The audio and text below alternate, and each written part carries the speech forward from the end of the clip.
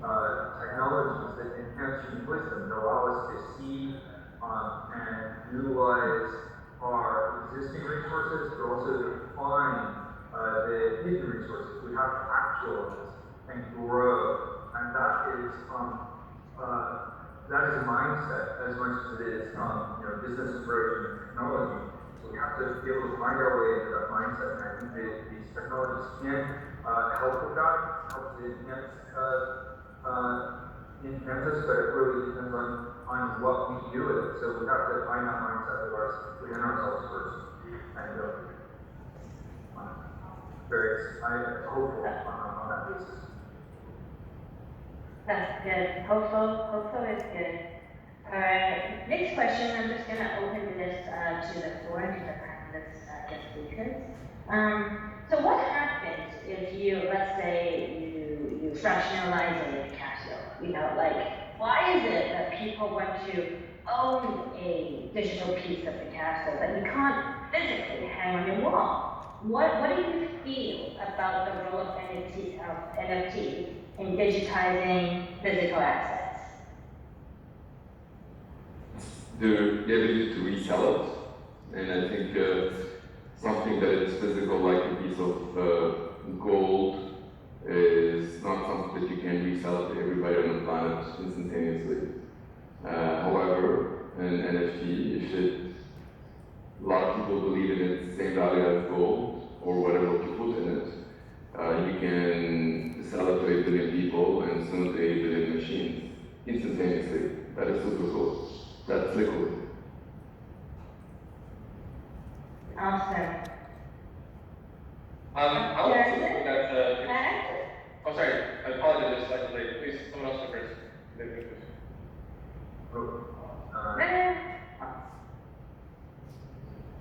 Go ahead, Maxie. Okay, so I was just saying two quick things that I think are different from fractionalizing Picasso itself is living, like, the cool thing about NFTs and collectibles and artwork for me is actually that they're sort of living instruments that you can't really do much with a Picasso besides own it. But here, because it's code, you actually can do more with the code. You actually inject more value to the code. You actually program 3D models with it and then have it go and live by itself. So I sort of see there being this large back-end library we can actually develop in addition to just the ownership piece itself. I really personally look forward to sentient NFTs. I think it's going to come really soon. And I think our two other kind of panelists here are sort of working on this direction already. Thank you. Dr. Hanson, what about you? Yes, we are working on the concept of sentient AI and the foundational technologies. I think that we're going to see sentient NFTs within our lifetimes, maybe fairly soon. Who knows when? The bridge between the real world and the digital world is widely getting more and more interested. Raw, pure information in virtual spaces is more valuable than it's ever been, and it will just continue to grow more valuable over time.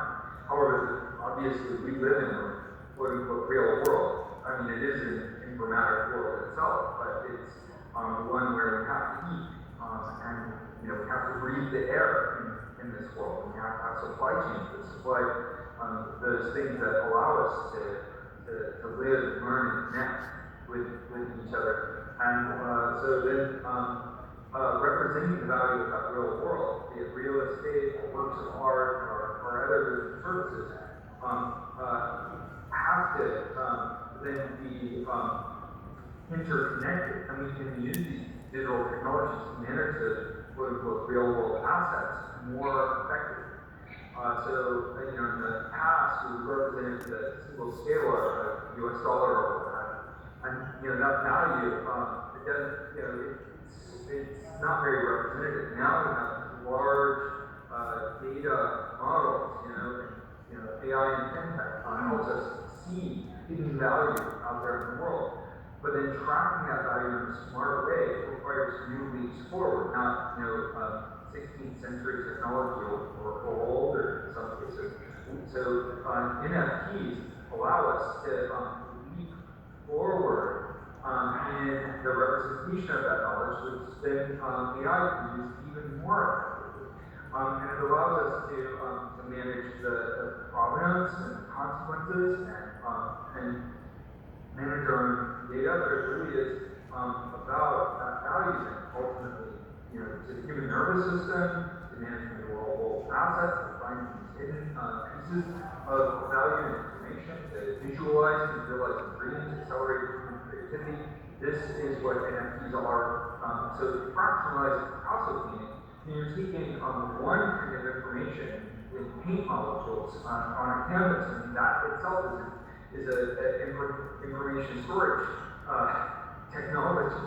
And it's storing the paint strokes made by this organism that was Pablo Picasso, and then the visual experiences and life experiences that went into that.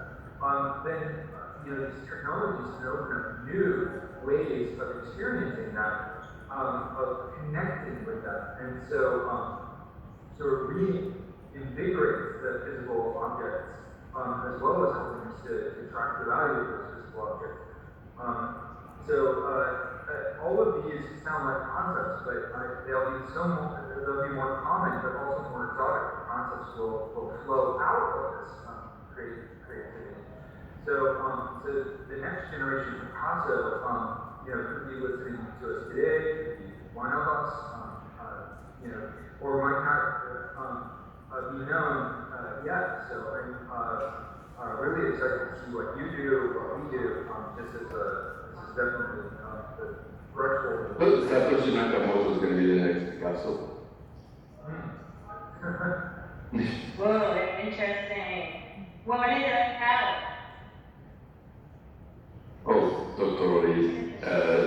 Totally kidding, but I really think that when David was saying that we live in a real world, and I'm not so sure that this is which layer of real it is, perhaps we are creating another real world, and perhaps the NFT containers can be the Higgs boson of that new world, but it's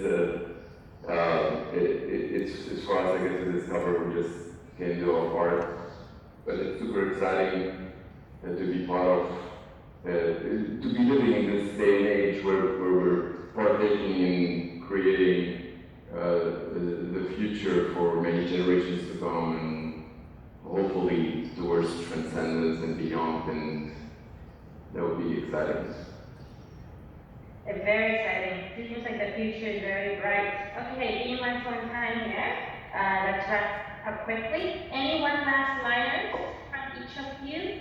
Would you like to talk about the NFTs? Any notes to sign everyone up? We'll start with Dr. David Hanson first. One-liner. Dream the new reality and dream it into reality with the power of NFTs. Let's see what you make. Thank you. Ooh, interesting. Matt. The future of NFTs is really to capture the most incredible and valuable parts of our planet that we haven't been able to recognize.